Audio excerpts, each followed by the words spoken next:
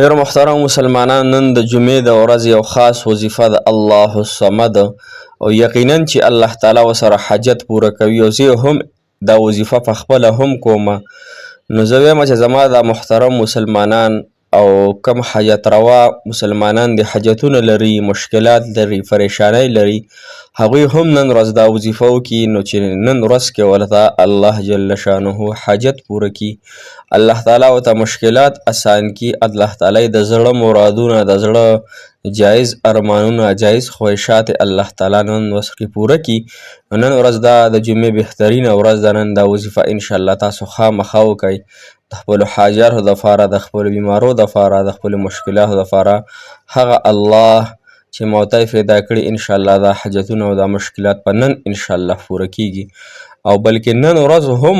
محترم هغه بهترینه ورځ ده چې کوم کې الله تعالی دعاګانې قبلوي، حاجتونه پوره کوي او داسې ګړی دي پکې په دې ورځ کې چې هغه ګړو کې الله تعالی یعنې هغې وختونو کې الله تعالی د انسان حاجات پوره کوي. که چېرې دا وظیفه پکې تاسو ونه کوئ او هغه ټایمونه زه تاسو ته وښیم محترمو، 3 وخته دي چې هغه 3 وخت کې الله تعالی د انسان هر رنګه حاجت او دعاګانې قبلوي. نو ټولو مسلمانانو ته مې درخواست دی زما غږ اوري دغه وختونه هیر نه کړئ، دغه وختونه ځان سره نوټ کړئ او دغه وختونو کې انشاءالله د الله تعالی نه چې څه حاجت غواړئ هغه به تاسو ته الله تعالی انشاءالله په هغې ټایم کې درکوي انشاءالله. السلام علیکم ورحمة الله وبرکاتو. ډېره معزز او محترم او قابل قدر مسلمانان وروڼو خویندو،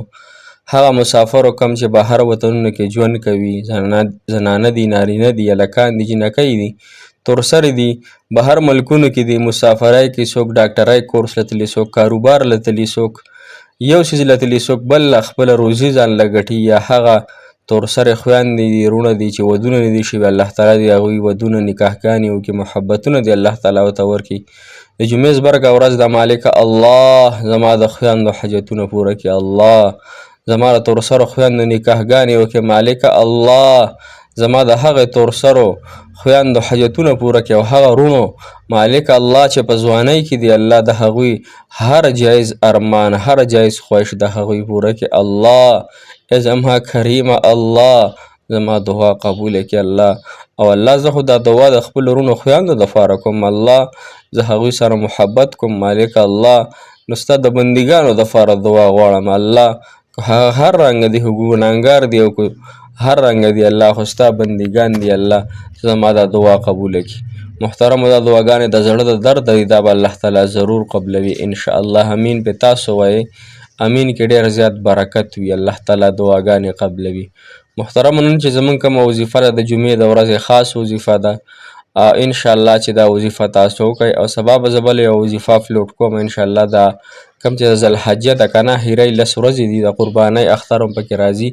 نو هغه به انشاءالله په دې 10 ورځو کې تاسو خامخا کوئ ځکه دغه ورځې شپې ډېرې بهترینې دي. الله تعالی به سره ستاسو حاجات او مسایلې انشاءالله پوره کړي.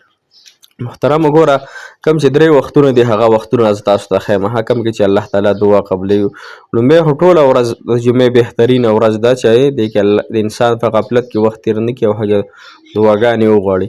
کوم چې 3 وختونه دي نو لومبنی وخت هغه د محترمو مسلمانانو چې کله اذانونه شروع شي، اذانونو نه واله نارینه خو چې دی هغه به په جومات کې دا وظیفه کوي چې کله امام صاحب او خطبه شروع کی، بیان شروع کی، د الله الصمد دا وظیفه به شروع کوي، صحیح شوه. سنت به مو کوئ، بیا چې کله خطبه وشي خطبې وخت کې په زړه زړه کې دا وظیفه کوئ. خطبو په منځ کې چې هغه لږه ناسته وي امام صاحب کیني، هغه ټایم کې به هم دعاګانې او حاجتونه دغه وخت کې ډېر زیات قبلیږي. بل چې امام پسې شاته تکبیر شروع شي، الله اکبر الله اکبر قد قامت الصلاة دغه تکبیر وایي که دغه وخت کې الله تعالی دعاګانې او حاجتونه پوره کوي. او زنانه چې کومې دي نو چې کله اذانونه دوی واوري تر د نارینهو د جومات نه راتلو پورې به دا وظیفه انشاءالله کې دا یو وخت شو. دویم وخت چې دی محترم مسلمانانو هغه د مازدیګر مونځ نه پس فورا چې کینو په مصله باندې الله الصمد دا وظیفه وکړو نو دغه وخت هم بهترین دی. او د ماښام مونځ نه پس یا د ماسخوتن مونځ نه پس دغه وخت هم بهترین دی. دا به تاسو څو راته کوئ محترم مسلمانانو، دا به په ترتیب د حضرات صحابه کرام رضی الله تعالی عنه چې په بدر کې 313 او 314 کرته به د هغوی په تعداد سره دا وظیفه تاسو کوئ، 314 کرته مخکې وروسته به ته 11 پیرې درود ابراهیمي کوم چې موږ په مانځه کې وایو هغه درود شریف به ته مخکې وروسته وایي او 314 پیرې به الله الصمد الله الصمد د زړه د درد ته او ډېر په محبت سره به یې کوئ ښه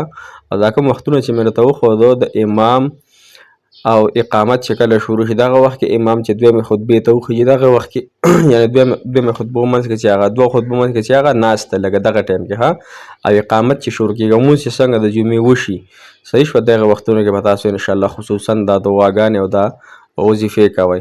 محترم مسلمانانو دا ډیره بهترینه وظیفه ده الله تعالی مو د زړه مرادونه حاجتونه مسلې مشکلات پریشانۍ غمونه تکلیفونه ټول سره ختم که الله تعالی مو له دواړو جانو خوشحالۍ کامیابۍ نصیب که الله تعالی مو راته کامیاب او کامران لره انشاءالله دعاګانې تاسو موږ ته کوئ زه به هم تاسو ته نن د جمعې د ورځې د بیان کې هم دعا کوم دغه رنګې دغه کې به هم دعا وکړم چې کله جمع وکړم انشاءالله دغه ترتیب سره تاسو ماته کوئ زه به تاسو ته کوم الله تعالی مو د زړه مرادونه